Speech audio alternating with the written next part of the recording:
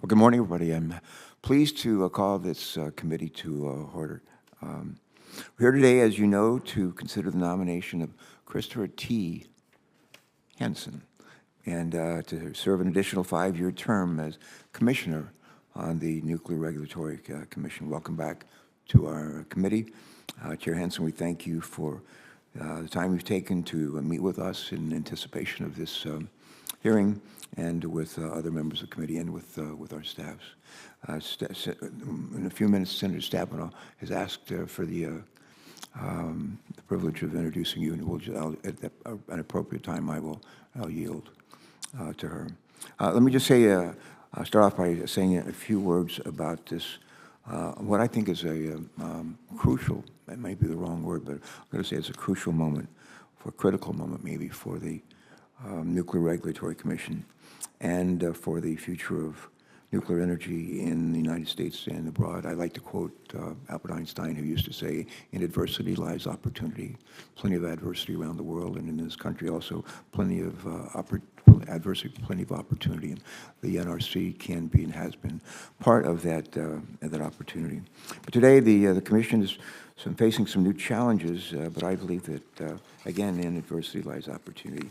And we're going to make sure that it actually works out that way. As we all know, nuclear power plays a critical role in our electricity grid, and it's also indispensable in our ongoing efforts to address the climate crisis that we face and to strengthen our nation's energy security, while also creating economic opportunity and jobs, lots of jobs. Nuclear energy is currently the largest source of reliable, clean energy in our nation, providing, I'm told, about 20% of the nation's electricity and nearly half of our clean power. At last year's United Nations Climate Conference, known as COP28, over 20 countries, including the United States, agreed to triple global nuclear energy capacity by 2050. Triple global nuclear energy capacity by 2050. Let me just say that again. By 2050, triple our global nuclear energy capacity. I was amazed to see that. Let me say that again. At last year's UN climate conference, over 20 countries, including the United States of America, agreed to triple global nuclear energy capacity by 2050. The consensus is clear. New nuclear energy development can help us limit global warming to our target of 1.5 degrees Celsius. And that's why I've long believed that nuclear energy must be a part of our work to address climate change.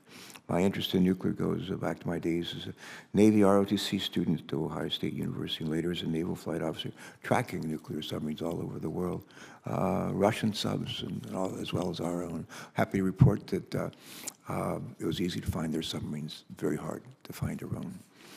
And it still is that way, still that way. Went back to Ohio State, actually, just last weekend, and had the opportunity to be rejoined with some of my colleagues from all those years ago during the Vietnam War.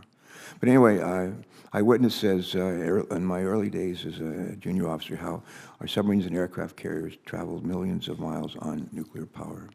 And while a great majority of my colleagues and I supported research and development of nuclear technologies, the Nuclear Regulatory Commission is charged with ensuring that current and new nuclear designs are safe and that they are secure.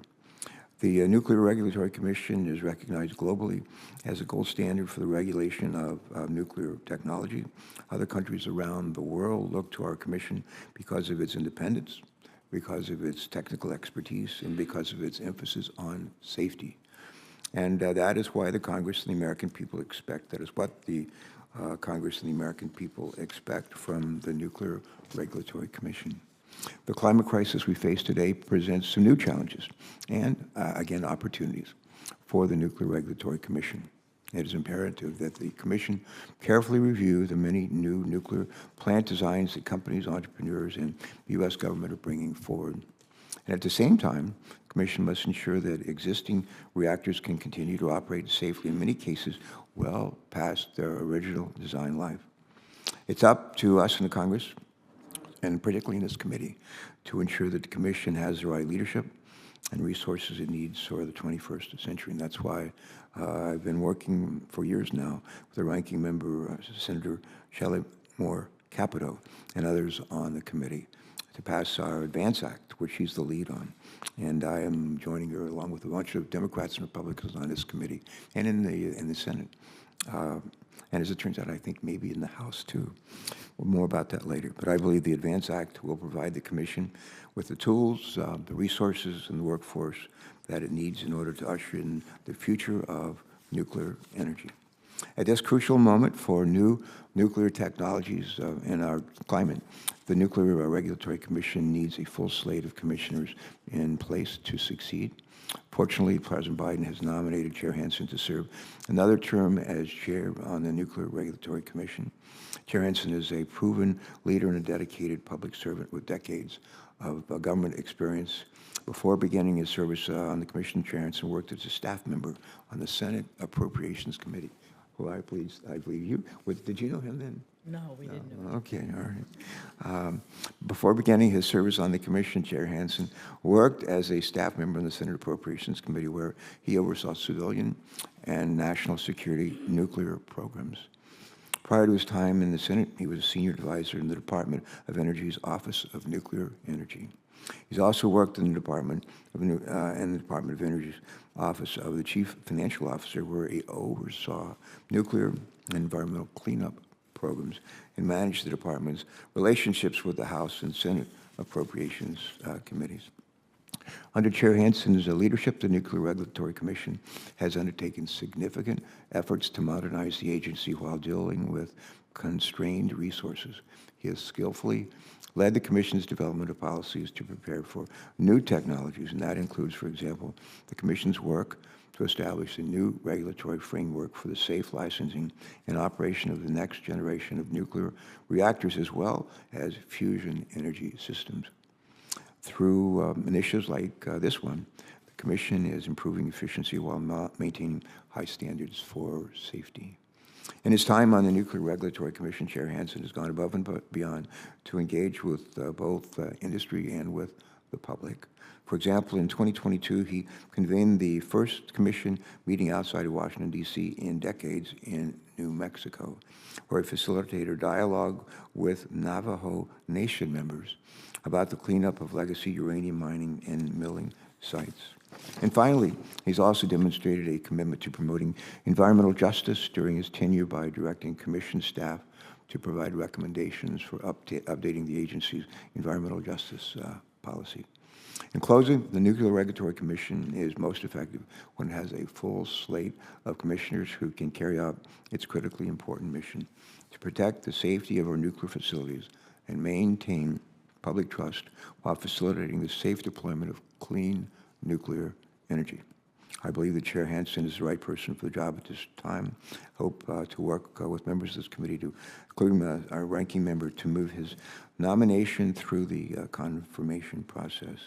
And Chair Hansen, I want to thank you for your service. I want to thank your families, your long-suffering wife, Ann, and your mother sitting out there who brought you into the world and helped raise you and shared you with all of us. He's turned out pretty well, ma'am. I just gave him a good start in life. And thanks for sharing him with us.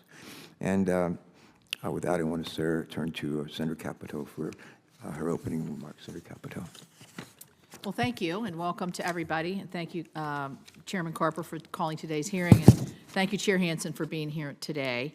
I certainly have appreciated our conversations, both in person and on the phone. Probably did a few Zooms during COVID, and you've always been very open and ready to respond, so I appreciate that. During your tenure, the Nuclear Regulatory Commission has been preparing for the expected increase in advanced nuclear licensing and regulatory work, while also ensuring the safe and secure operation of today's nuclear reactors and nuclear materials. Based on projections, we will need significantly more reliable electricity generation, including from nuclear energy, in the future.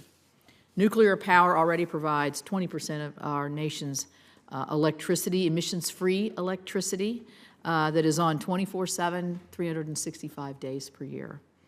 Electricity demand is projected to increase rapidly in the short term, in part due to the build-out of data centers. When I heard how much power data centers use, it really astounded me.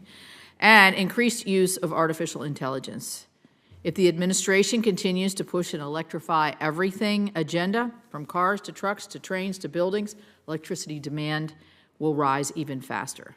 Meanwhile, in the face of increasing power demand, the Biden administration is advancing their radical climate agenda to close down fossil fuel-fired power plants that supply reliable, affordable electricity. I've repeatedly raised the red flag on this looming threat of increasing demand and decreasing supply since the beginning of this administration. I most recently raised that flag in an amicus brief and an oversight report from the committee Republicans, and I'll continue to highlight that going forward. Just makes sense to me. Unless stopped by Congress or the courts, the administration's regulatory attack on the power sector will cause dispatchable, baseload electricity resources to retire prematurely. This will lead to major reliability challenges and stunt economic development and increase the costs paid by American families and businesses. So we should be focusing on increasing, not decreasing, the supply from baseload reliable power sources. And increased nuclear energy deployment should be and must be a part of that solution. That will require the NRC to be prepared to efficiently review and approve novel reactor designs, to enable the safe use of nuclear power and license a high volume of applications in a timely, affordable, and predictable way. The projected increase in the NRC's workload will overlap with the 5-year term that Chairman Hansen has been nominated to serve. Chair Hansen has supported some important policies since he joined the Commission 4 years ago. He supported finalizing the emergency preparedness rules for advanced reactors and correcting a flawed staff proposal to establish a new regulatory framework. That said, Chair Hansen's also made a few policy decisions that I have some concerns about. For example, he voted to reverse previous Commission decision to issue license extensions, a vote that resulted in a cascade of uncertainty for the nuclear industry. We can talk about that in the questioning. Chair Hansen's nomination must be judged not only on his policy positions, but also on his management decisions as chairman. The chairman oversees and supervises the NRC staff's work and is responsible for developing policy planning and guidance for consideration by the Commission. Chair Hansen has a duty to ensure that the NRC staff, including the Executive Director of Operations, the EDO, are responsible to the Commission in the performance of its functions. The Chairman and the EDO, through the Chairman, are responsible for ensuring that the Commission is fully and currently informed about matters within its functions. Chairman supervises the development and execution of the Commission's budget and comes before us once a year to talk about that. I have concerns with some of the ways that the Commission has been managed recently. Last year, senior NRC staff, under the supervision of the Chair, proposed to drastically expand telework, cutting the required time in office to just 4 hours per week. This staff proposal bluntly contradicted the Biden administration's directive to get federal employees back in the office. I expressed concern with the staff's proposal, noting that the likely unintended consequences from reducing personal interaction both within the NRC staff and between the staff and licensees, applicants, and the public. The Commission believed that this dramatic departure from in-office culture was a policy matter and therefore subject to approval by the entire commission. This appears to reflect the view that the Commission was not fully informed on the course of the staff's proposal, as the Chairman is responsible to do. When presented with the opportunity to directly weigh in on this decision, Chair Hansen doubled down in his support of what I think is an outlandish proposal, breaking with the other 3 commissioners. I appreciate the efforts of the other members of the Commission to reset the staff proposal. We similarly saw the NRC staff present the Commission with a flawed proposed rulemaking to establish the regulatory framework for advanced nuclear reactors, as the Chairman talked about how critical this is, despite countless public comments that the rule was unworkable. In this instance, Chair Hansen aligned with the entire Commission to rectify those flaws, and thank you for that. Although the senior NRC staff and the Chairman probably should have acted earlier to address these well-documented issues. I look forward to getting more information from Chair Hansen about the execution of his role to supervise and direct the NRC staff. We're at a critical time for the nuclear industry, and I appreciate members across the political spectrum are working together to provide the Commission with the necessary direction and tools to fulfill its mission. Chairman Carper, Senator Whitehouse, and I continue to work tirelessly to see the accelerating deployment of versatile, advanced nuclear for clean energy, we always have a good name, called the ADVANCE Act, signed into law. We got really close at the end of last year, so that America remains the world's leader in nuclear energy. As the saying goes, personnel is policy, and as we work in advance with these laws, we need to make sure we have the right personnel in place at the NRC. I look forward to learning more about Chair Hansen's plans for the Commission's work and how you consider these critical policy matters. And again, thank you for coming, and thank you for the family for joining him. Thank you, Senator Capito. Senator Stabenow has asked for the opportunity to introduce you, and I have rejected that request. Everybody else wants to introduce you too. That's right. Well, thank you, Mr. Chairman. Thank you, Mr. Chairman and Ranking Member. And it really is my pleasure to introduce the chair of the U.S. Nuclear Regulatory Commission, who's been renominated to serve out a second term in his position. And I'm so glad that your wife, Ann, is here, and son, Andrew, and mother, Linda, who's traveled all the way from Michigan, I understand, to be here. That's great. And your father-in-law as well, George. So we welcome all of you for being here. We're so pleased. And Mr. Chairman, Chair Hansen was born and raised in Michigan. So his work ethic, his values, his perspectives come from hardworking people in Michigan. So, in fact, growing up, if I could, let me just say, I was back in Ohio State at Ohio State University. You don't have to talk about Ohio State. No. But I sit. You know, we like our competitor. Just in case, Mr. Chairman, you didn't realize, we are competitors with Ohio State. No. What do you say? Just because someone is your opponent, that they don't have to be your enemy. And That's right. I'm a huge Detroit Tigers fan. Along Yes, with you are. Senator Stabenow, I'm a huge fan. So. Yes, and we will welcome you back to a game. And all of our grandchildren go to University of Michigan, so there. So somebody got it right, yeah. But let me just say that growing up, his family home in beautiful South Haven along Lake Michigan, you have to come see beautiful South Haven, was only a few miles from the Palisades Nuclear Power Plant in West Michigan. His family, friends, and neighbors worked at the plant. An NRC resident inspector lived just up the block, I understand. And I mention that just because Chair Hansen knows what a nuclear facility can mean for a community as both a source of emissions-free electricity, but also a source of good-paying jobs. As a Michigander, he also knows well the vital importance of protecting our environment, and particularly our Great Lakes. In fact, Great Lakes are in our DNA. In college, he worked as a park ranger for the Michigan Department of Natural Resources at Van Buren State Park. Each summer, he and his family head back to Michigan to visit his mom, Linda, and they visit Sleeping Bear Dunes and camp at the state parks along Lake Michigan. They know all there is to protect and preserve for Michigan. It's that stewardship, that perspective as a guardian of safety and stewardship of our natural resources that I believe has made him an excellent chair of the NRC, and why I urge my colleagues to vote for his renomination. Under his leadership, the NRC has built up their capacity to evaluate both existing and emerging technologies, all while keeping its safety mission front and center. They've improved agency engagement with licensees and the public alike, which I appreciate.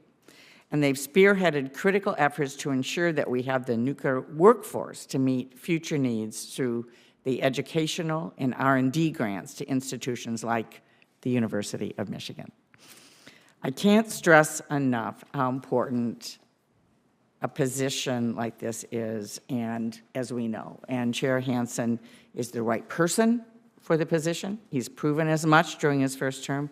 I know he's going to continue to do a great job in his second term. So, Chair Hansen, pleased to welcome you back to the committee and look forward to supporting your nomination. Thank you, Mr. Chairman. Senator Stabenow, thank you for that introduction. Thanks for just being a great member of this committee. It's been such a joy. I think we came to the U.S. Senate together. did. And we will someday leave together in about 20 more years. I think that's what we're thinking. Maybe not that long. All right, here we go. I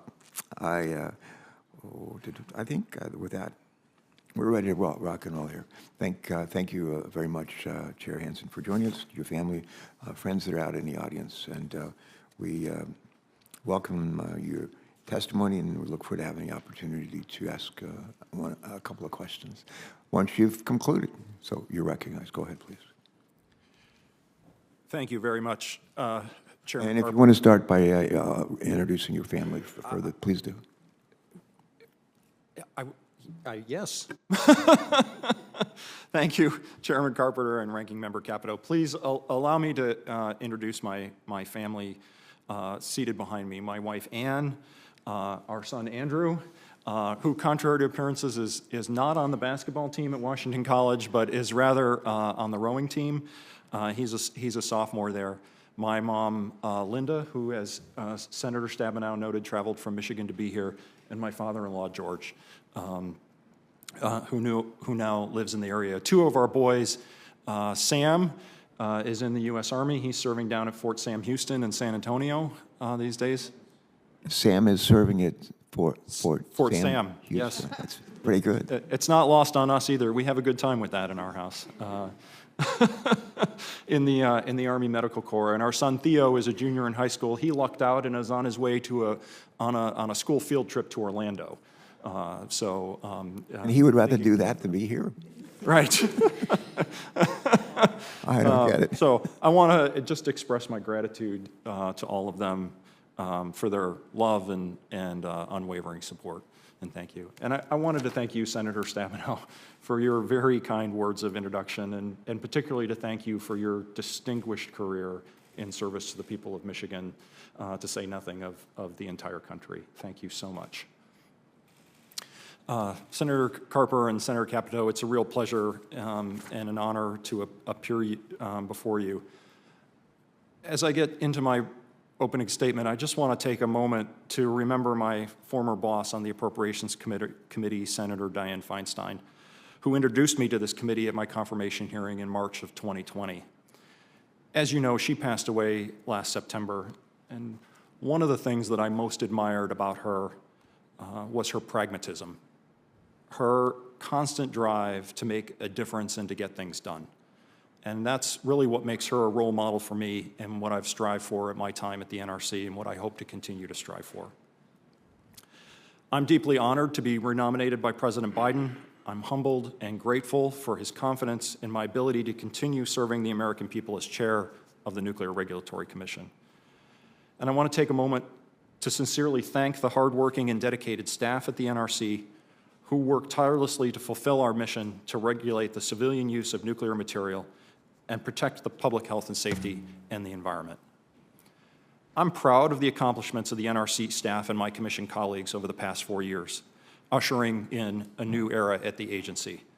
These include paving the way for a technology-inclusive framework to license new and existing reactors and advanced reactors, charting a path for regulating fusion energy systems, licensing the first non-light water reactor in the United States in over 50 years, efficiently overseeing the addition of 2,500 megawatts of new nuclear generation at the Vogtle plant in Georgia, and strengthening America's leadership role abroad as a reliable partner to embarking nations seeking national and energy security. During my tenure at the NRC, I've embraced building a culture of trust and confidence, both internally and externally.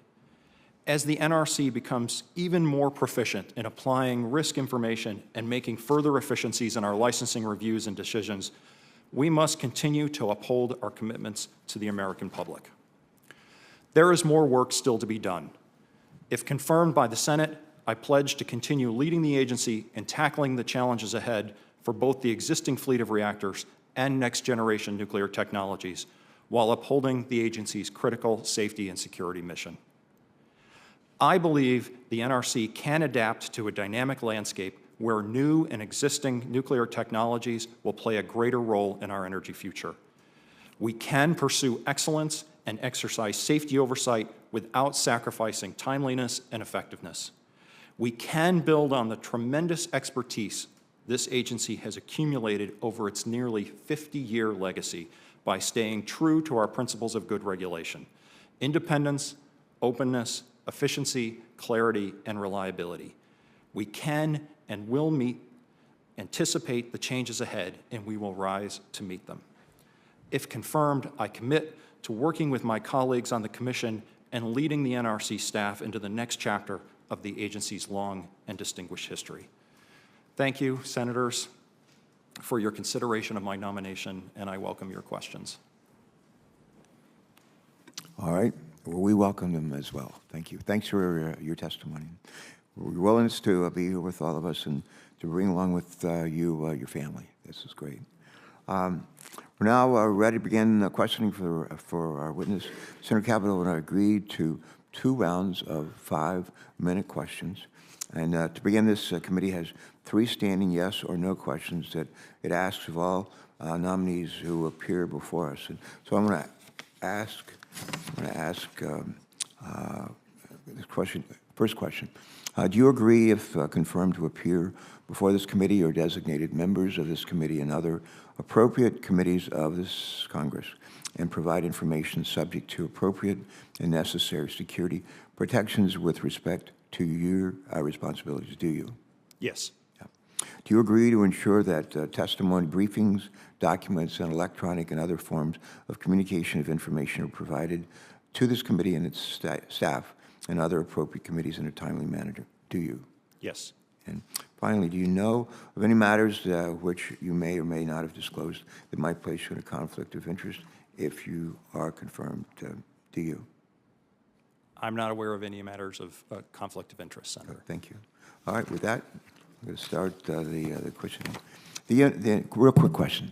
I could spend the rest of the morning telling about what I learned from my parents and in order to enable me to serve in the military in the state of Delaware and here.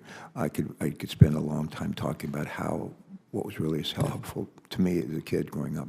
Just mention one of the things that, from your mom with her sitting there, that one of the things that she helped instill in you that helped prepare you for this responsibility. Go ahead. Thank you, Senator. Well, really, I would highlight both my parents. My mom was a middle school and English teacher and a librarian for many years. And, well, first of all, she made sure I didn't leave the house without knowing how to write and communicate clearly in the written word. But also just a deep appreciation from both of my parents for public service. My dad was a teacher as well as a public school administrator in Western Michigan, and I watched him toil over budgets and teacher contracts and school construction and all kinds of things. And while we may operate on a bigger scale here in Washington, the issues aren't that different. Mm-hmm. Yeah. And tackling those things with a real attention to detail and some integrity really made a difference and I got that from both of my parents. Great. Well, thanks, sir. Thanks very much for sharing that with us. The NRC, I'm going to talk a little bit about 2024 priorities that you have embraced, and we'll be talking about today. The NRC is focused on its charge to ensure the safety of the existing nuclear fleet. The Commission is also meeting the moment to safeguard new technologies, including advanced reactors, something that Senator Capito and I and others in the committee have worked on a lot. Navigating these priorities requires a clear vision and decisive leadership, which you have demonstrated, I think, throughout your first term. Here's my question. Could you detail for us your goals for the Commission heading into this year and update us on your progress? Thank you, Senator. We've had some successes in the last few years. We've successfully issued, as I noted, that construction permit for a non-light water reactor. It was a small reactor, but we learned a lot, and we learned a lot from past reviews during that time. And my focus is really building on the learning that we've accumulated over not only our 50-year history, but even in the last 5 or 10 years on timely and efficient reactor reviews and understanding and adapting our regulations to these new technologies.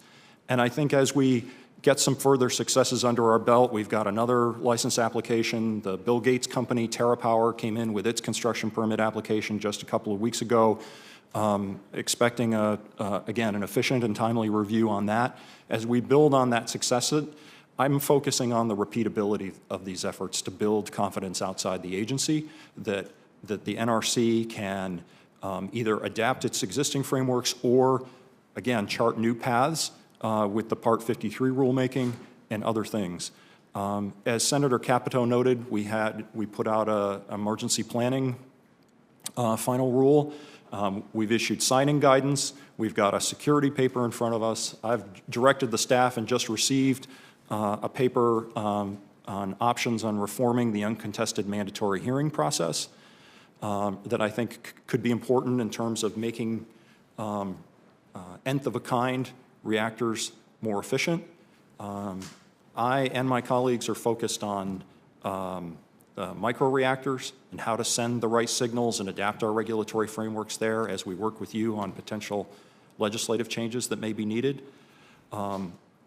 So I think there's, as I said, we have a lot of things in progress. I think we've had some successes, but building on those and getting repeatability, building that muscle memory within the organization, I think will be critical moving forward.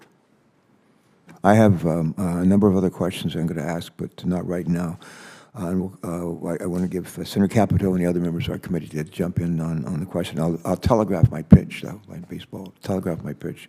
When the next question I'll ask is how do the actions that the NRC take today matter for the future?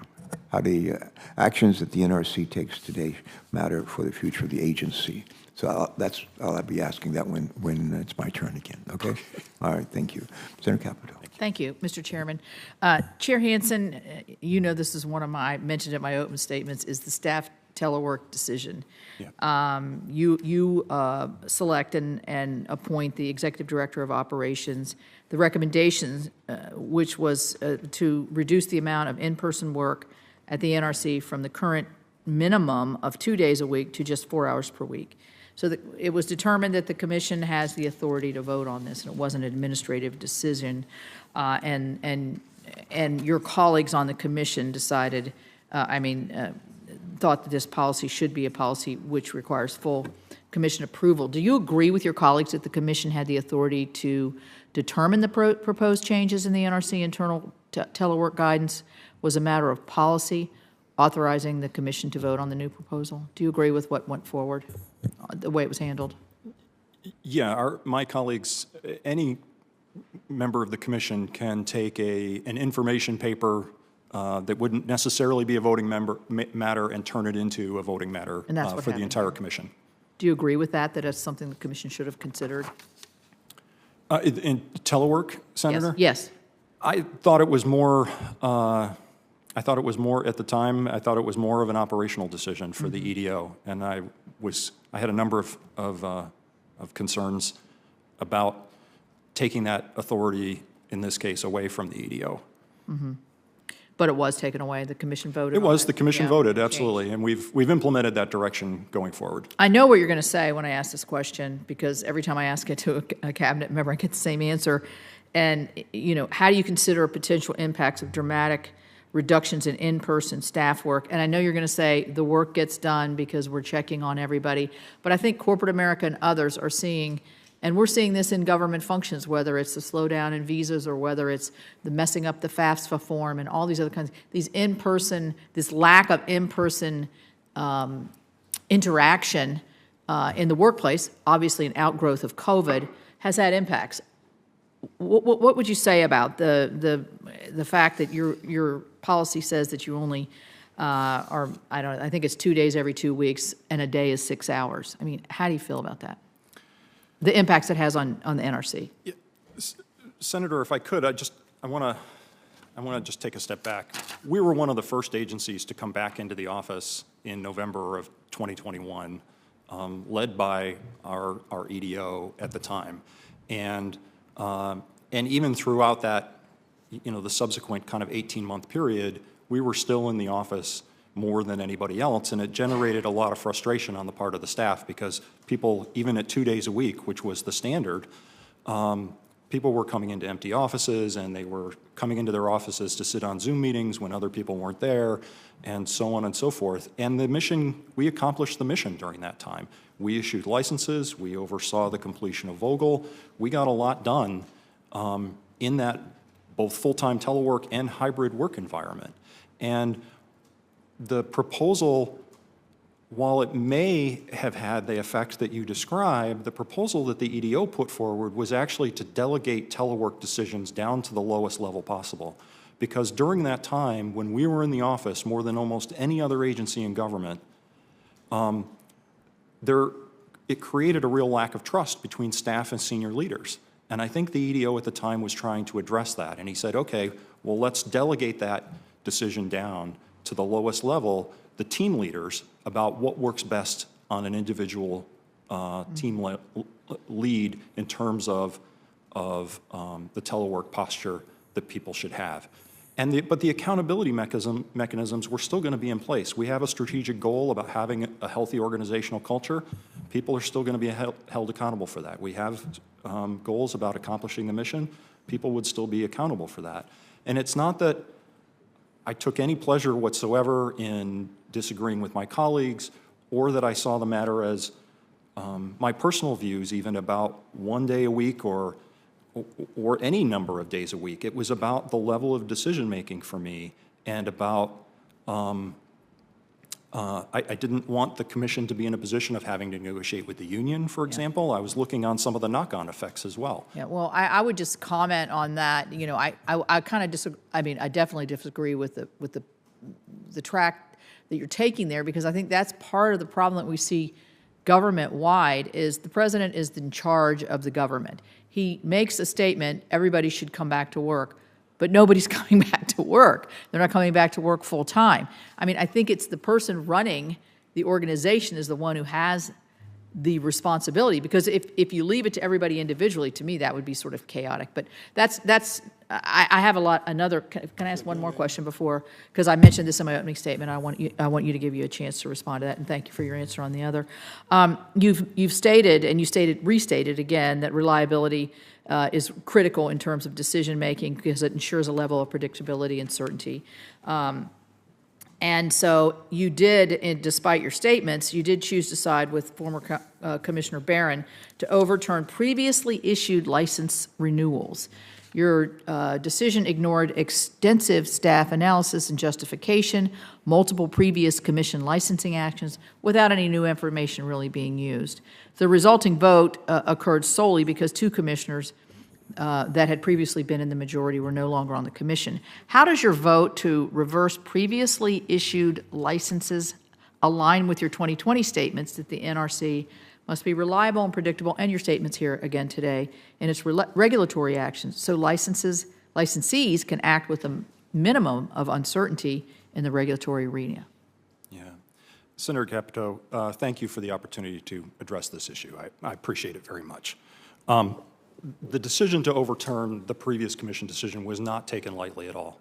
It was my firm belief at the time, and it continues to be, that there was a significant, that the agency and by extension our licensees faced significant legal risk.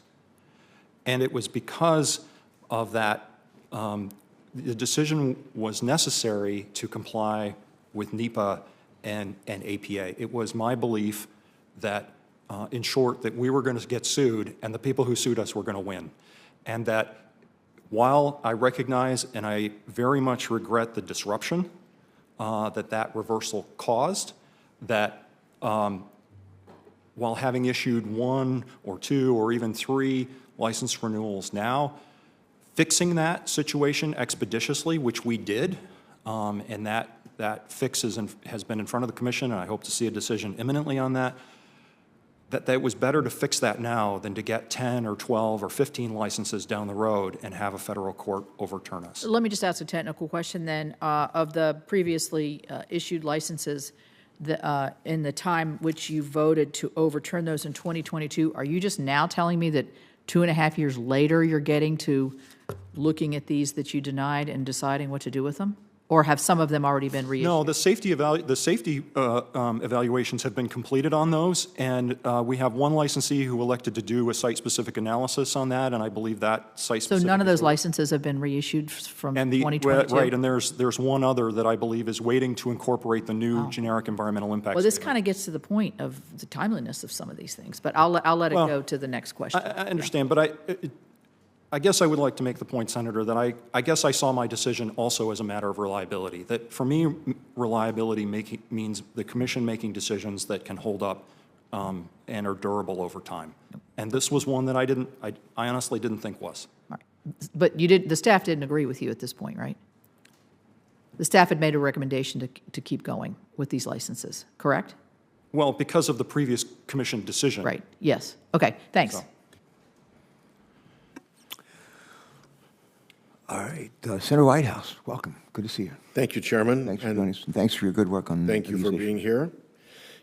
First of all, congratulations on the Part 53 instructions. That seems to have received good stakeholder feedback, and the ranking member issued supportive comments, so that's good. As you know, I'm a strong advocate for the repurposing and reprocessing of our existing nuclear waste stockpiles into productive fuel. And I want to make sure, since there's no specific process for reprocessing, that as the NRC is looking at its priorities, you keep in mind the really important value to the country of trying to whittle away at that nuclear waste stockpile. My concern is that all of this energy and effort that is going into next-gen nuke goes to brand-new nuclear fuels, which if they come in a nickel cheaper than reprocessing, can move the entire market towards that and eliminate the opportunity to begin to address the nuclear waste problem in this way. I think that's really important. It's a weird thing that when you're the United States of America, the liability for that nuclear waste is not on your books anywhere. If we were the United Corporation of America, that liability would be on our books and would be giving the board a strong economic signal every single year. Hey, we've got a multi-billion-dollar liability, spending a few million to clean it up, a few billion to clean it up. So without the incentives in the right place and without a specific procedure, how can you reassure me that the reprocessing side of NextGen won't be treated as the orphan side if it ends up being a little bit more expensive? Yeah, Senator, thank you for the question. As I think we've discussed, I have a long history on the spent nuclear fuel issue, and I really believe that a country as wealthy and creative and dynamic as the United States should have more than one way of dealing with nuclear waste, and I know there's a lot of interest these days in reprocessing, and I can tell you that we're interacting with companies.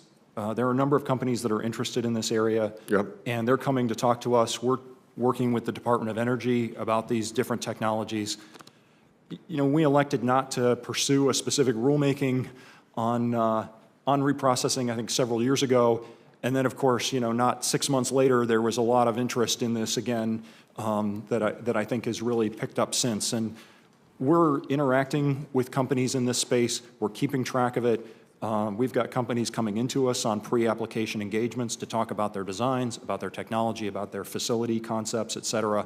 And we're really staying on that so that should somebody come into us with an application, should one of these things really take off or be the subject of investment by the Department of Energy, that we're ready to go on that.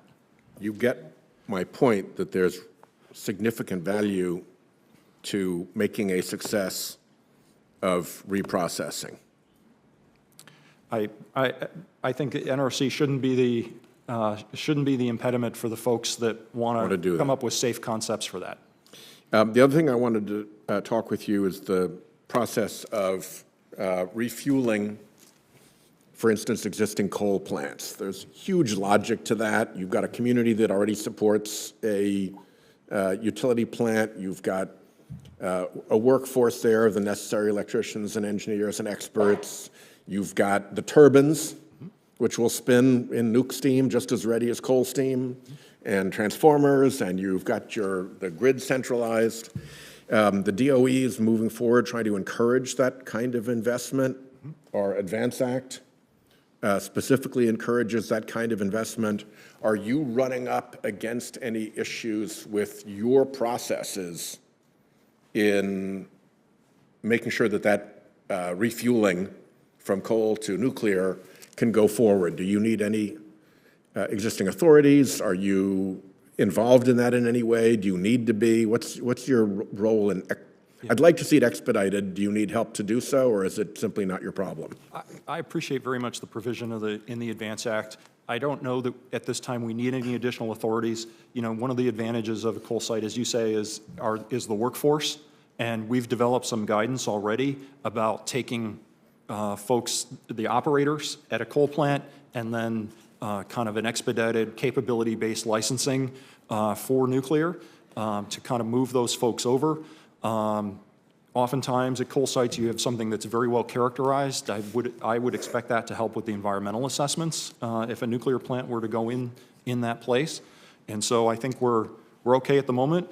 Would love to see somebody go first and to test, you know, to kind of plow that ground with us and show how we can do that in a number of other places. Good. And when that entity does show up to go first, I hope that you'll treat them with utmost cordiality and dispatch. Absolutely, Senator. Thank you. Senator, thank you for your very thoughtful questions, very thoughtful. Senator Ricketts, welcome. Good to see you today. Thanks for joining us. Well, thank you, Chairman Carper. This man gets an A+ for attendance. He's like the best we have I think on either side. He probably shows up as much or more than me. So, well, thank you, Chairman Carper, for doing this important hearing with regard to the Nuclear Regulatory Commission. Nuclear energy is very important to Nebraska. We've got our Cooper Nuclear Station that generates 835 megawatts of power. That helps supply energy to 385,000 residential homes, even when it's the hottest in the summer. And so that's a big part of our energy mix in the state of Nebraska. And in order to ensure that our Cooper Nuclear Station can continue to supply clean, reliable, affordable energy, we need to make sure that we have an expeditious license renewal process. Cooper Nuclear Station has actually begun their process already. Coming up for the year 2030, I think, is when the license is renewed.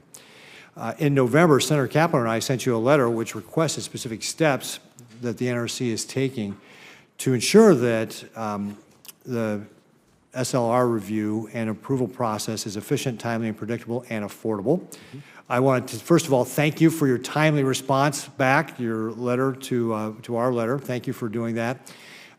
In my little over a year being in the U.S. Senate, I've sent in numerous letters to different government agencies.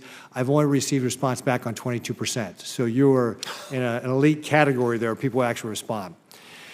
In your December response, you mentioned the roadmap to restore the license renewal program onto a path of timely and predictable reviews and achieve a goal of 18-month reviews. After looking through the roadmap published at the end of the last month, it's really below the level of ambition that we would expect to be able to get these license renewals expedited. The goal of 15,000 review hours, including the April 15th update to the roadmap, are closer to what should be the standard for approval. What are your personal goals for the review timelines from the start to finish, hours to process, the amount of applications the NRC is processing at once, that sort of thing? Can you give us kind of an idea of, like, Chairman, what are you thinking that you all would be doing? Yeah, thank you, Senator Ricketts, for that question. I think underwhelmed is how I would characterize my response. I'm not satisfied with what the staff sent us. They sent us an initial iteration that talked about the path to kind of get to 18 months. I understand there's some lumpiness to work out as we get the process going and we get applications. We've probably got 10 or 12 of these in right now. There's always a little bit of a spike at the beginning of the process, but I think waiting 18 months to get to 18 months is I think we need to sharpen our pencils in a pretty big way there.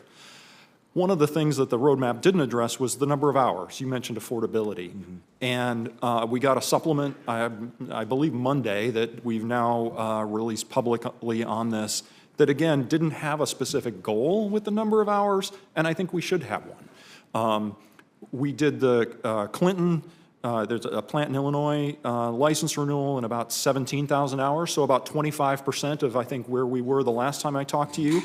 But we did a license renewal for a plant in Minnesota that was down at about 14,000 hours. And I think we need to have aggressive but achievable goals in this area. And, you know, if I were going to put a thumb in the air, I might cause panic back at our headquarters in Rockville. But I think, you know, getting in the range of 14,000 hours sounds about right. If we can do better, even better. But I think, you know, given high quality inputs, given appropriate aging management plans, which is really what those license renewals are about, that seems like a very achievable goal to me, and I'm going to be going back to the staff, working with my colleagues to move us in that direction. All right, I think we also, last time we had this conversation, I talked a little about process improvement methodologies like Lean Six Sigma. Can you talk a little bit about, have you made progress in getting more of those put in place, or where are you with that? Yeah, we have. I can get back to you on the details on some of these, but I am pleased with one of the aspects of the roadmap that came in was the kind of a three-step approach to process improvements. The staff have really gathered the low-hanging fruit on some of that, particularly around project management reforms. They've got 2 more of those to go, and they're going to pursue those, and that's another area where I think that's how we're going to get down to that 15,000 hour benchmark, and I'll be watching that closely as well. All right, great. Mr. Chairman, if I may beg your indulgence for just one more Yes, please. Question, that'd be great, thanks. So one of the things during the Commission's consideration of a proposal for generic EISs, environmental impact statements, you support limiting the revised document to just one renewal period from 60 to 80 years instead of making it more broad. A site's environmental impacts are limited by the operation of a nuclear reactor in general, and any new environmental data would be covered in a required and supplemental EIS. It seems to me this is going to create more work for the NRC staff in the future. What was your rationale for limiting the generic EIS to just one renewal period? Well, one of the rationales was to get the rule out sooner rather than later, right? Revising that that generic environmental impact statement was to fix a particular legal infirmity with regards to the words initial versus subsequent. So adding the extra term would have required additional analysis and would have delayed that. And I thought, again, getting back to reliability and certainty, we needed to fix that issue and get it back out into the world so that the people who were pursuing license renewals today for that 60 to 80 year period could use it as soon as possible. So that was the big thing. And then the other one was really that we weren't getting any signals from industry about the pursuit of 80 to 100 years that that issue, both on the environmental side and on the safety side, should probably be considered down the road and with based on specific interactions with licensees as they pursue that. I think what I hope we'll see is that, you know, we have a process to evaluate that generic environmental impact statement every 10 years. And as we get signals from the industry about their interest in that, then we can kind of take up that issue, figure out what those impacts are, and then move forward. All right, great. Well, hey, thank you very much. I know I'm over my time. I appreciate it, Chairman. And if we could follow up on the process improvement methodology and how you've been implementing that, that'd be great. Thank you. Thank you, Mr. Chairman. You're welcome. Thanks for those questions. Next, we're joined by Senator Padilla, twice, I think, now. Thanks. Second time's a charm. And you'll be followed by Senator Lummis. Thank you. Thank you, Mr. Chairman. And Mr. Hansen, just want to start off by just thanking you for your remarks about Senator Feinstein earlier in the hearing. As you know, she pulled no punches on issues important to California and Californians and our nation. So I appreciate that acknowledgement. And maybe it's in that same spirit that I asked the following. We know that in California, it's not a matter of if, it's a matter of when we'll experience another major earthquake. That's why seismic safety was important to Senator Feinstein, is important to me, and has always been important to political leaders in our state.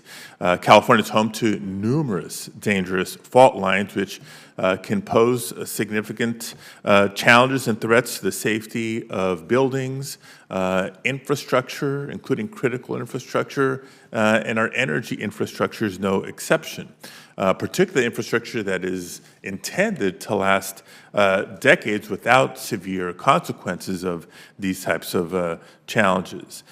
So understandably, there's a lot of communities who have this concern. What is the seismic safety of nuclear power facilities, among other things? So my question is, can you speak to the standards that the Commission uses and the practices that are in place that are used to evaluate and manage seismic risks in nuclear facilities? Yeah, thank you, Senator, for the question.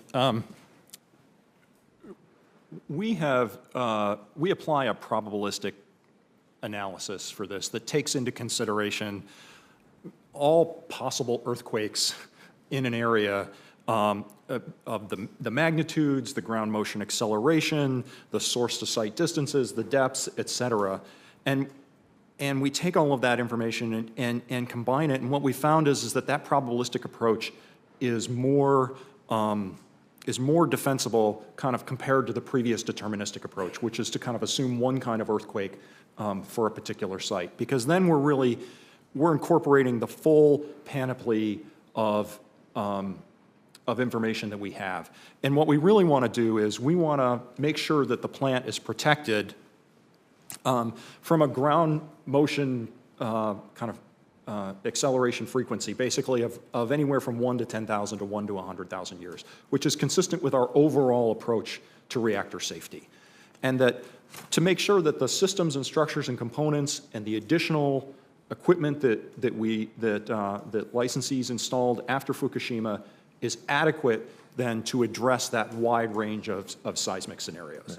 Well, and I think the bottom line question is, can you commit, you're public and on the record, to upholding the highest standards of seismic safety to ensure that the communities around these facilities are safe in the event of an incident?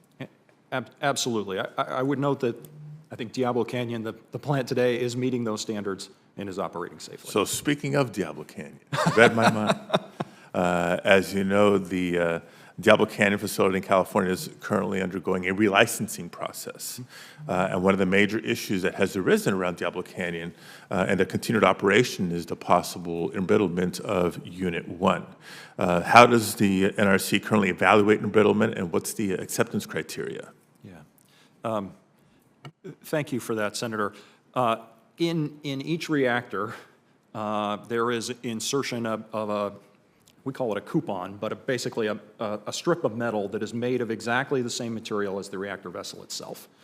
And we require licensees to take that strip of metal out occasionally. We cut a piece off, and we send it for analysis and testing to basically get an overall sense of what's going on inside the reactor. And we make sure that that coupon is actually placed in a very conservative spot within the reactor itself. That is, it's exposed in many cases to more neutrons than probably the reactor vessel itself in order to bound that analysis. We have prescriptive equations and acceptance criteria within regulation, and then we require our licensees to validate that and show how they're meeting those requirements. So the next coupon withdrawal at Diablo is going to be in the spring of 2025. And that will be time then to allow the licensee to look at that coupon, analyze it, and then get that data into our licensing reviews. Currently, based on, I think, the last analysis, we fully expected the reactor vessel to meet safety criteria well into the 2030s. Thank you very much. Look forward to working with you to staying on top of this one. Absolutely. Thank you, Mr. Chair. Senator Padilla, thanks for coming. As a former resident of California, I understand full well your concerns, and those oftentimes shared with us by Dianne Feinstein when she was one of our colleagues. Speaking of one of our colleagues, another one that's just passed away, former governor, former U.S. senator from Florida, Bob Graham, and his death was reported last night. What a wonderful human being, great leader in Florida, and a great leader here. So we celebrate his life and mourn his passing. Senator Lummis. Thank you, Mr. Chairman, and thank you for stopping by and visiting with the kids from Cheyenne South High School yesterday. They loved me. Was that fun or what? It was great fun. I really appreciate They were probably pretty amazed to see the Democrats and Republicans actually like each it. other. Was really cool. Your Bury the Hatchet story was awesome. Thank you. Or in some states, in New Jersey, they would say, talking about burying the hatchet, they'd say, burying the back of the neck of your opponents. In Delaware, we actually do bury the hatchet in a civil kind of way. in sand, which probably makes a lot more, it's far less messy. Thanks, Chairman Hansen. Thanks for coming in yesterday as well to meet with me. I mentioned that I'd probably be following up with you today about Wyoming's uranium and the need to remediate other abandoned uranium sites in Wyoming and elsewhere. Mm-hmm. I think this needs to be done in a timely manner, and the latest technologies that will require forward thinking at the NRC, it's just going to be necessary to approve them. So I know you mentioned yesterday that you would like to find ways to accommodate innovative solutions, but I want to visit again with you about high-pressure slurry ablation. Now, this option is really not new to you. You know, the commission's had 10 months to evaluate the vote notation paper, and the technology was something you were aware of before that. So it's really not a novel approach anymore. And I'm trying to understand further the hesitation at the NRC. So the EPA evaluated the technology, and the Navajo Nation, joined by the governors of Arizona and New Mexico, are eager to move forward with addressing abandoned uranium mines. My Senate colleagues from Wyoming, Arizona, Utah, and West Virginia joined in my letter to you last month. Our response was, you know, a little bit like, gee, got your letter? Cream of wheat, I think. Cream of wheat, yes. Compared to a nice breakfast taco. In our meeting, you mentioned a study involving that technology that showed different results at different sites. So if you're referring to the US EPA treatability study, I want to just raise some of their conclusions. Waste rock material treated with the ablation technology had up to a 98% reduction in the concentration of uranium and up to a 93.5% reduction in the concentration of radium-226. On average, ablation was able to remove over 90% of the uranium and radium-226 contaminants from numerous sites and samples tested. Treated materials met water quality standards, so materials can be disposed of on site without concerns for surface water and groundwater. So these success rates above 90% sound to me like really welcome outcomes, even if they might differ a little bit by location. It'd be a huge improvement over the existing condition on the ground. So a couple questions. First, do you agree that the cleanup of abandoned uranium mines is an urgent environmental priority? Yes, Senator. Okay.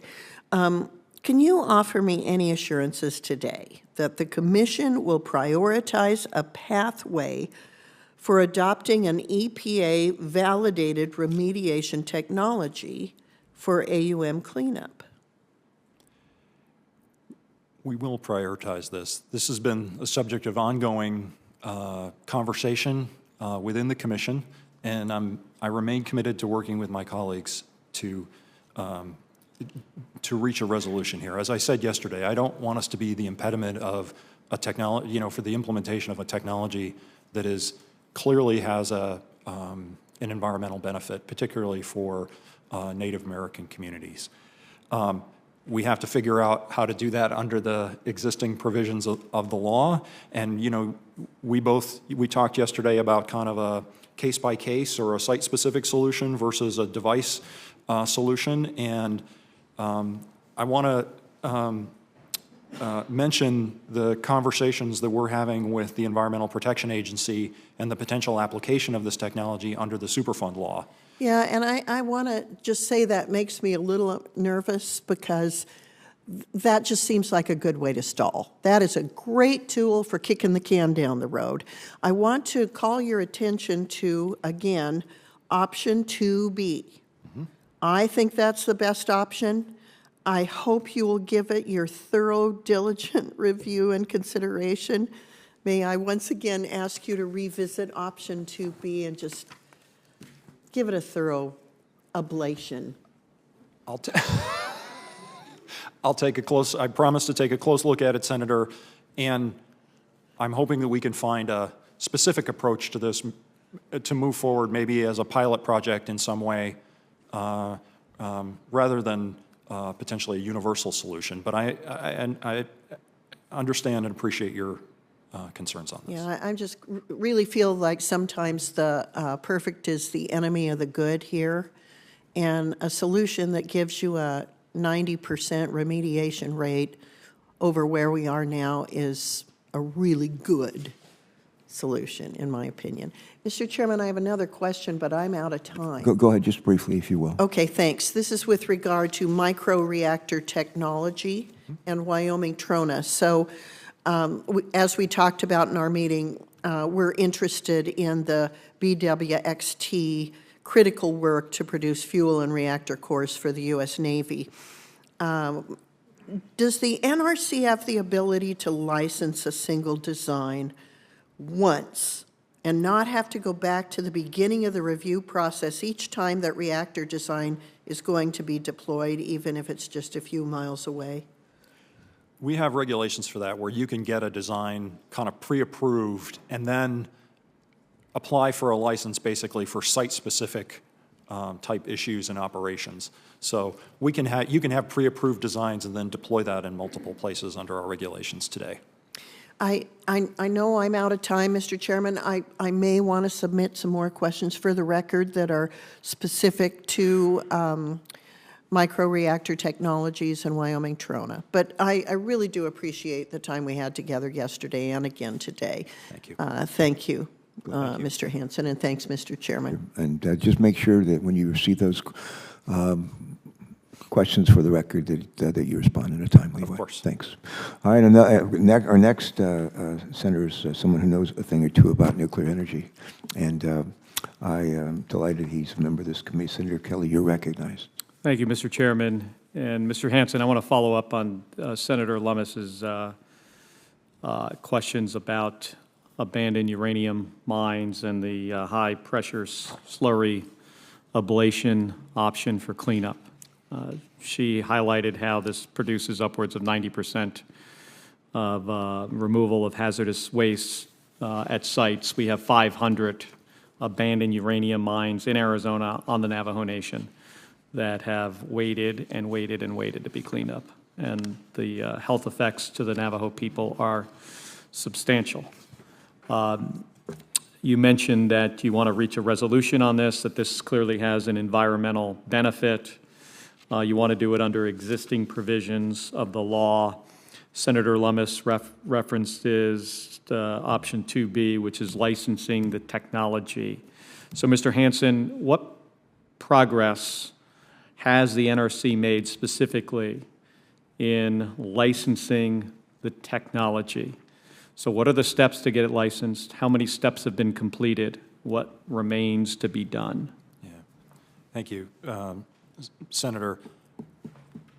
This license, this technology could be licensed today under our existing regulations. We don't have an application in front of us from a company for this.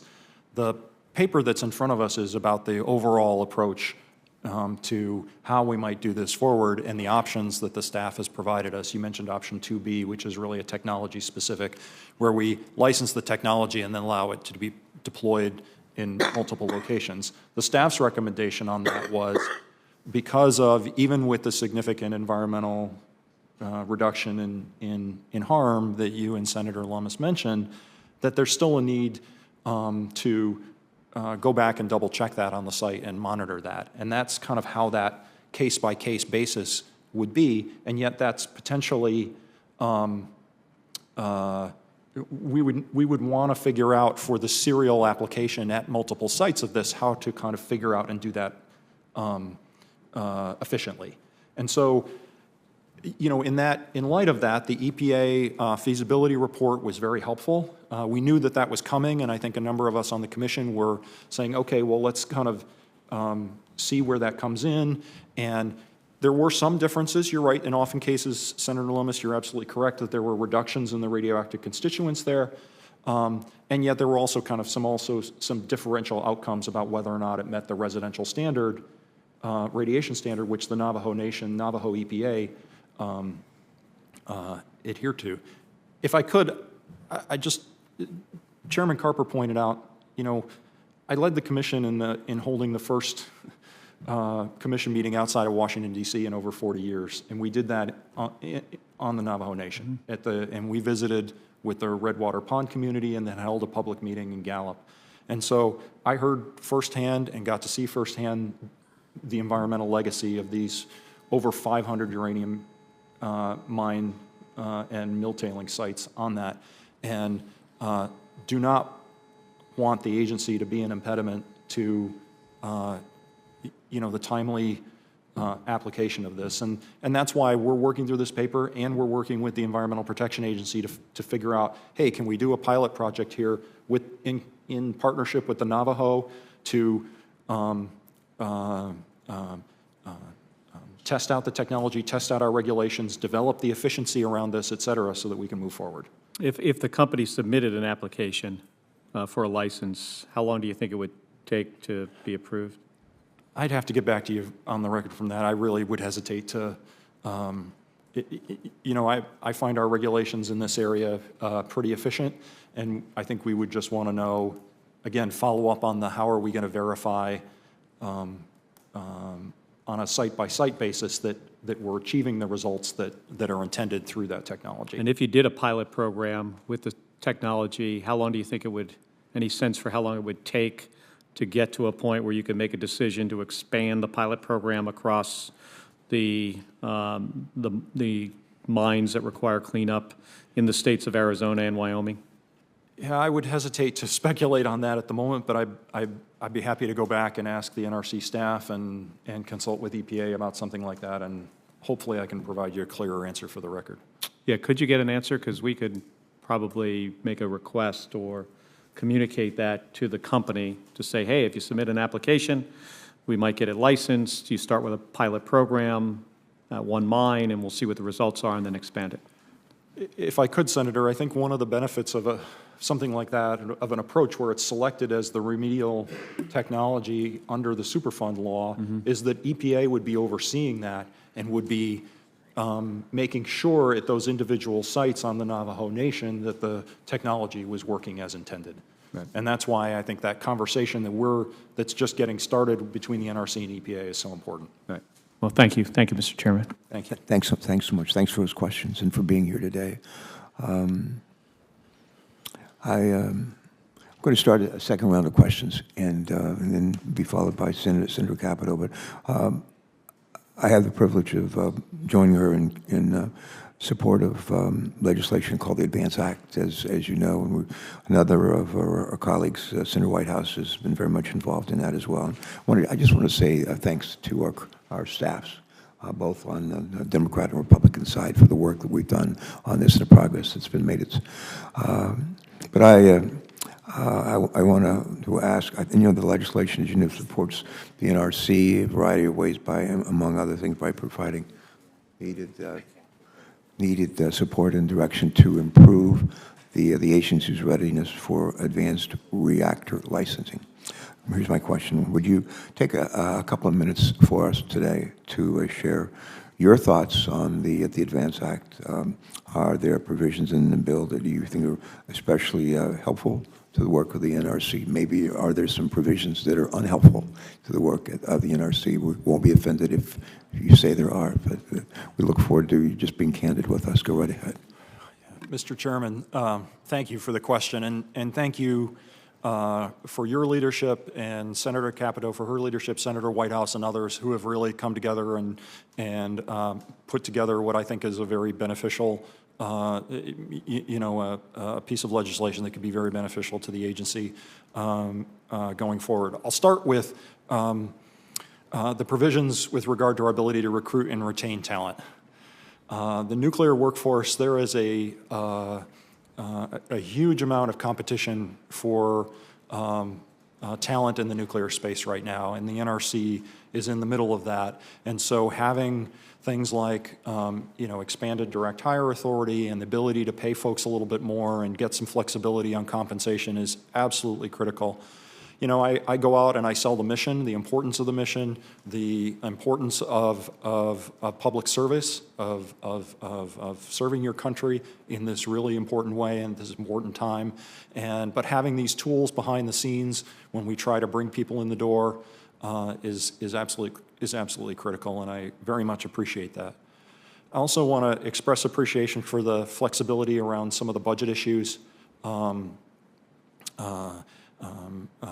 Reclassifying some of the costs that we have, whether it's in the commission or whether some of the real estate costs and other kinds of things that we have will, I think, help streamline and improve the reliability, I hope, and the predictability of our budget going forward. As I mentioned to Senator Whitehouse, the coal to nuclear, the brownfield site provision, I think, is also important and very helpful. And like I said, I'd really love to get an application in the door to prove out how we can do that in an efficient and timely way while upholding our standards for one of these sites. And I'll just mention two more if I could.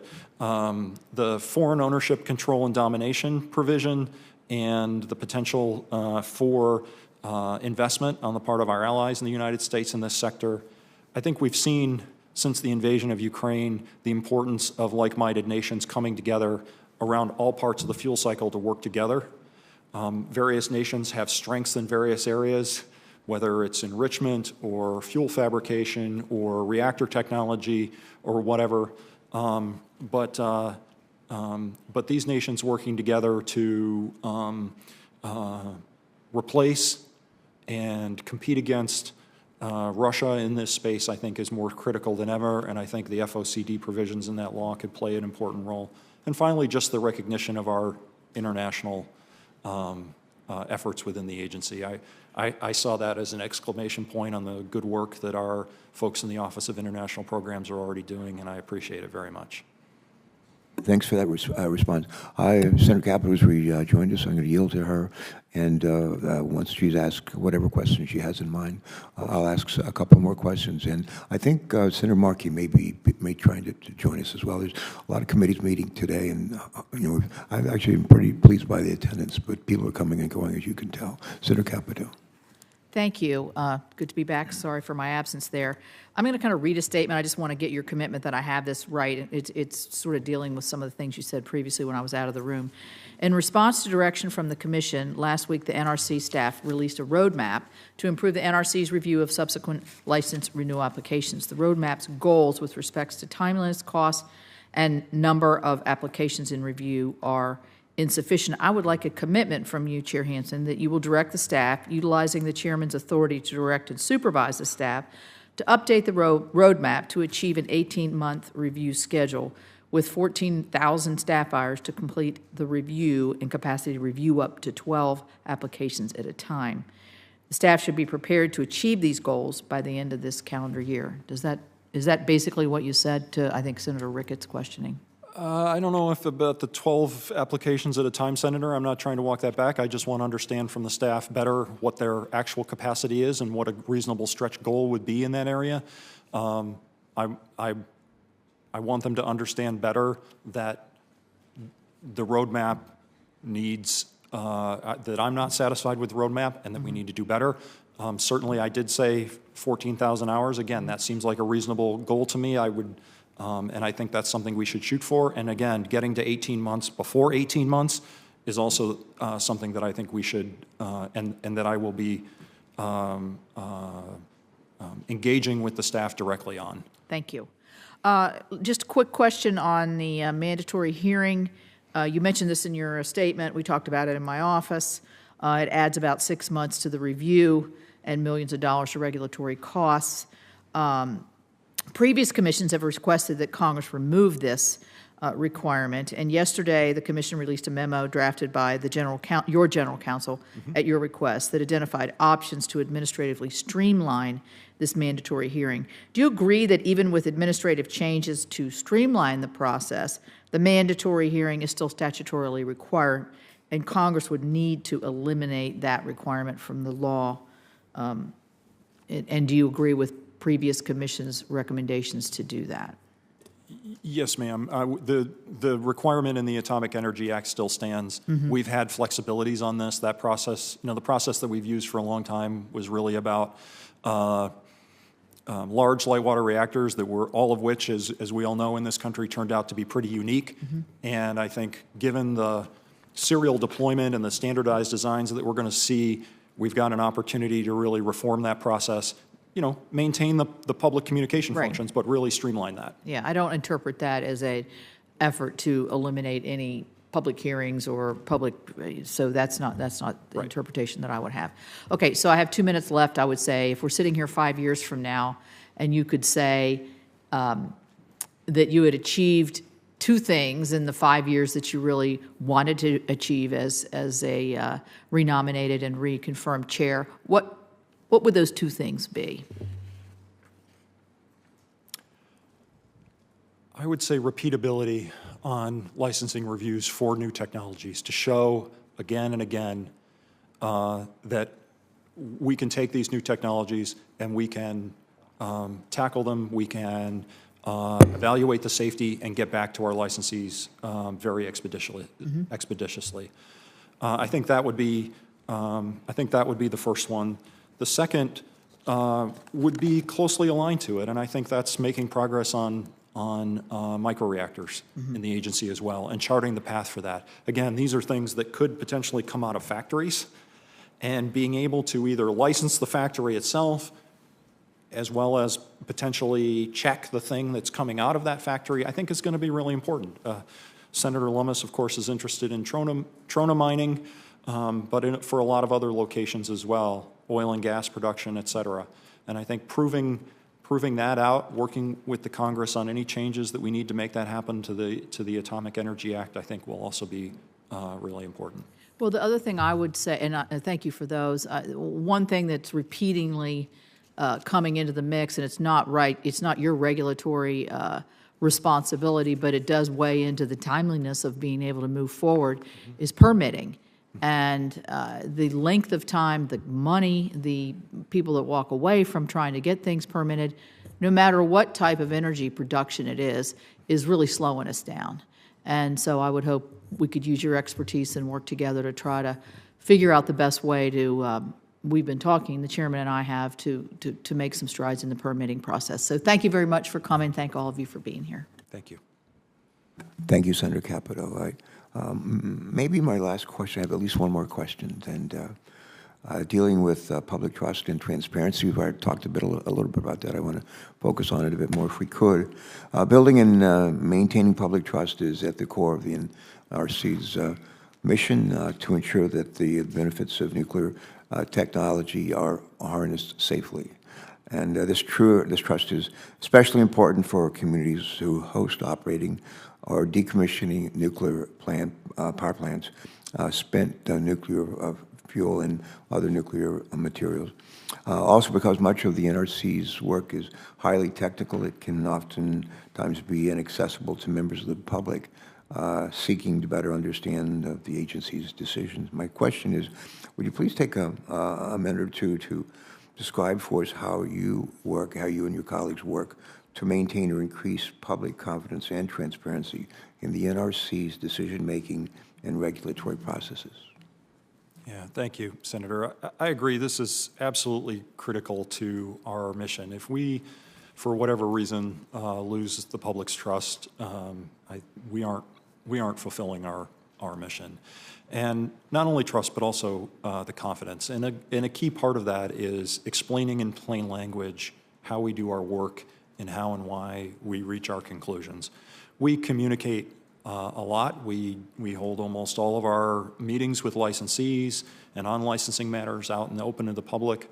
In fact, there's a big public meeting tonight about the Palisades plant and the effort to bring that back with over, I think, 300 people registered at this point, where we're going to be outlining our processes. And I continue to direct and encourage the NRC staff in this regard. I remember being up at Indian Point outside New York City in that decommissioning reactor a few years ago, and I had the opportunity to meet with representatives from the state of New York and others, and they said, well, we've got a decommissioning oversight board meeting coming up. You know, do you think you could come and participate? And I said, yeah, why wouldn't we? Of course we will. And since then, we've been at least, more than a half a dozen of those, and that was probably 18 months or more. And I was absolutely happy to commit to things like that. I think it's critically important where we are out in the community and explaining in plain terms our rules, our standards, and how we are upholding those. And so I continue to be focused on this. I try to make myself available to community groups and external stakeholders whenever I can. All right. Senator Markey is trying to join us, and I'm going to ask him one other question while till he arrives, and the question is. Sometimes I ask this if we have time in a hearing. I like this question. Is there a question you wish you'd been asked that you've not been asked? And if there is, what would that question be? Remember, this is perhaps about our international work. Go ahead. And the importance of that on the world stage for long-standing partners as well as emerging nations. Shall I? Yeah. Okay. Not here yet, so go ahead. You're on a roll. Go ahead. One of the greatest honors and privileges of this position, Senator, and if confirmed, I sincerely hope to continue, is to represent the country with my regulatory counterparts around the world. And there are numerous countries who want to work with the United States and who are pursuing nuclear energy for the first time for national security, economic security, economic development, human health, et cetera. And it is to go and work with those nations in places like Poland and the Philippines and Romania and others, and not just talk about the technical work that we've done about a particular technology, but talk about our overall approach, about transparency, how we engage the public, the importance of an independent regulatory body outside of the policy apparatus in a particular country, is really one of many, many rewarding aspects of our position, of my position in the work of the Commission. No, that's good. We can come back to that, but Senator Markey has joined us. I'll ask you one more quick question. I think it was Mark Twain who used to say the two most important days of our life are, one, the day we're born, and two, the day we figured out why. The day we're born, and the day we figured out why. When did you figure out this is why you were, at least in part, why you were born? This role. This work. This role? Yeah. I don't know if I was born for it or not, Senator. Hopefully, I've earned it over time, and hopefully, I continue to earn the trust and respect of the incredibly dedicated public servants at the NRC, as well as the American people. All right. Thank you, Senator Markey. We're delighted to see you. Yeah, I was born, and then I figured out why. It was to be the center fielder for the Red Sox. And then I needed a backup plan after Dickie Timmons could throw a fastball 87 miles an hour, and I was ducking. So then I have a backup plan, and that's what this is. And ultimately, maybe I can become Major League Commissioner, baseball commissioner. So could be, it could still come out. So Chairman Hansen, the House passed a nuclear energy package known as the Atomic Energy Advancement Act, which would alter the mission of the NRC to promote nuclear energy in the United States and would promote the export of emerging nuclear technology. And that bill passed the House. To have our nation's nuclear safety expert take on a second job as a promoter for nuclear technologies would be like having the EPA moonlight as a chemical distributor. You can't focus on safety if you're also focused on sales. And again, that's why the Nuclear Regulatory Commission was created, to break it off from the Atomic Energy Commission, which was a promoter and a regulator. It was to set up a separate agency, which would just focus on the regulation of these plants to make sure they're safe in the communities in which they're in. And that's when I joined the committee 48 years ago. The Nuclear Committee was right after that new NRC was created for that purpose. So Chairman Hansen, do you agree that the mission and duty of the Nuclear Regulatory Commission is to act as a regulator, not as a facilitator of nuclear energy in this country and around the world?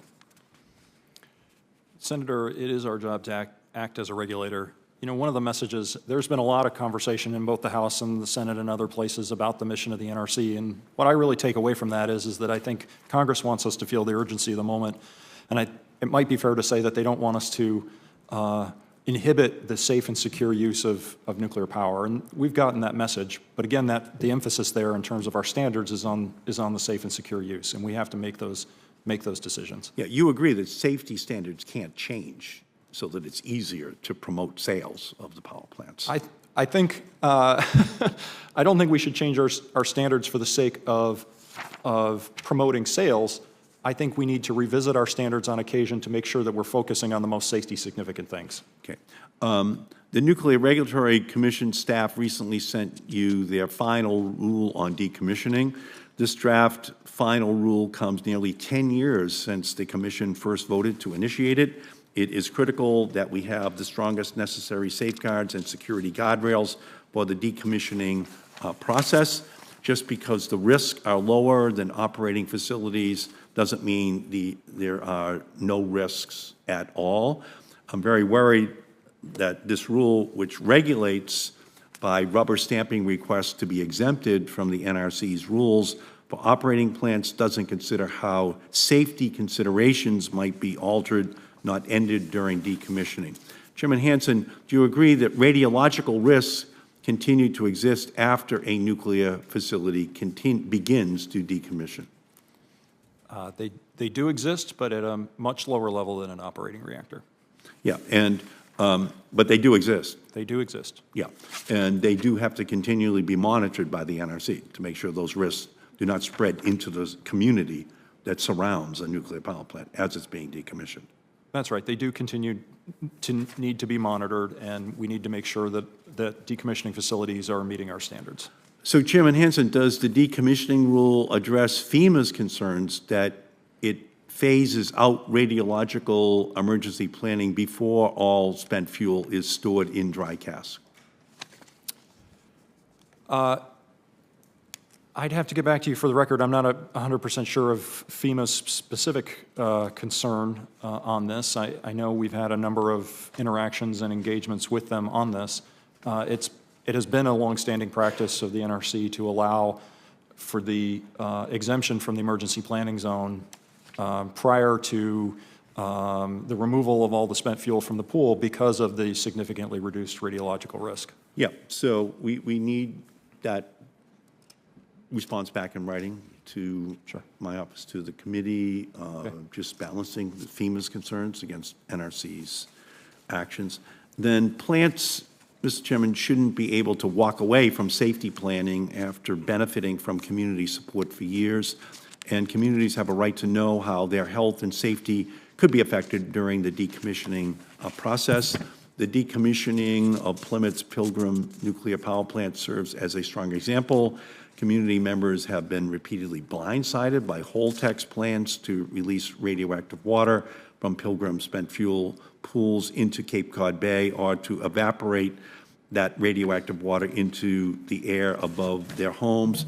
As written, the final rule does not include approval of licensees' post-shutdown decommissioning activities reports, which would prompt meaningful public engagement and new environmental reviews before the decommissioning process, giving communities an opportunity to weigh in. So, Chairman Hansen, do you believe that the NRC can do better in its efforts to enable public engagement before and during decommissioning process?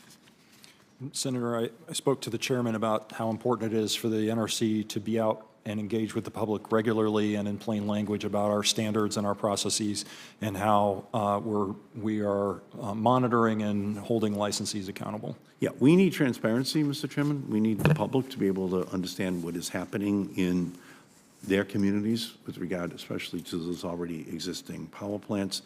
And this month, Mr. Chairman, the Government Accountability Office released a report on how the Nuclear Regulatory Commission is failing to address climate-fueled risk to nuclear facilities. The threat is clear. All 75 operating and shut down U.S. nuclear power plants will face climate-fueled heat, drought, or wildfire risk. Nearly two-thirds of plants are located in areas with exposure to Category 4 and Category 5 hurricane, storm surge, or high flood hazard. As we saw over 10 years ago in Fukushima, extreme weather events can wreak havoc and devastation on communities surrounding nuclear facilities. Addressing climate risk before they become reality can save countless lives. Chairman Hansen, do you agree that the Nuclear Regulatory Commission licensing and oversight processes should consider the threat of climate change-fueled extreme weather on nuclear facilities? Senator, a couple of things. First of all, the existing fleet of nuclear reactors everywhere in the United States are operating safely. They are incredibly resilient to natural hazards, including severe storm events, seismic events,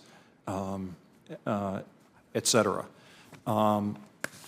We do consider climate change impacts. We have a way of assessing and incorporating information about natural hazards on an ongoing basis.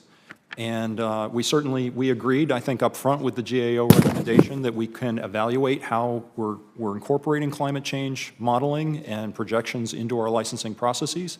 But I can tell you that the natural hazards that are out there and at least in the foreseeable future are being incorporated into plant design bases, and those plants are operating safely and within that bases. Okay, well, again, the public is very concerned about these climate-related issues. You know, a lot of them are built along rivers, along oceans, you know, to use that water as the basis for cooling the plant. So I would just say that we're heading into a catastrophic period of time right now in terms of the climate change impacts near these nuclear power plants. So I guess what I would say, and this just follows up on your earlier answer. Senator Markey, I need to leave to go seconds. vote at another committee. Go right ahead. Okay, just Please 10 wrap it. seconds, which is, this communication can't be one-sided. It just can't be the NRC telling communities. It should also listen to communities and respond to communities' concerns as well. That's in response to my last question, but also this one as well. People are asking legitimate questions. We're in the process of hardening down the seaport of Boston against climate change. Okay, what's the plan for nuclear power plants? Anyway, thank you, Mr. Chairman, and I have a question on radioactive waste burial that I would ask for you to respond in writing. Thanks so much for joining us today. In closing, I want to thank you, Chairman Hansen, for appearing before us today, but to remind us all that the NRC is a vitally important agency in our fight to reduce greenhouse gas emissions and to help maintain reliability of the grid. To Senator Markey's point about the threat that the climate change poses to our nuclear power plants, there's a nuclear power plant, 2 of them actually on the other side of the Delaware River, from not far from where I live. My family and I live. That is actually, as sea level rises, there's great awareness of that and concern relating to that. We're depending on the NRC to ensure that the continued development and use of nuclear power is safe and that it is secure. The agency needs strong leadership. I'm confident that you can provide the agency that kind of leadership during this challenging time. And we thank you for your testimony today. We look forward to the committee's consideration of your nomination in the closing weeks. Before we adjourn, some housekeeping. First, I want to ask unanimous consent to submit into the record a variety of materials related to today's hearing, including several letters of support for Chairman Hansen's nomination. Without objection, so ordered. Finally, senators will be allowed to submit written questions for the record through the close of business on Monday, April 22nd. We'll compile those questions and send them to our witnesses, and we'll be asked that they reply. We'll ask that you reply by Monday, April 29th. And with that, I want to just close with one last thought of the late Bob Graham, Senator Bob Graham, U.S. Senator, Governor. Senator Capito, she's the daughter of a governor from West Virginia.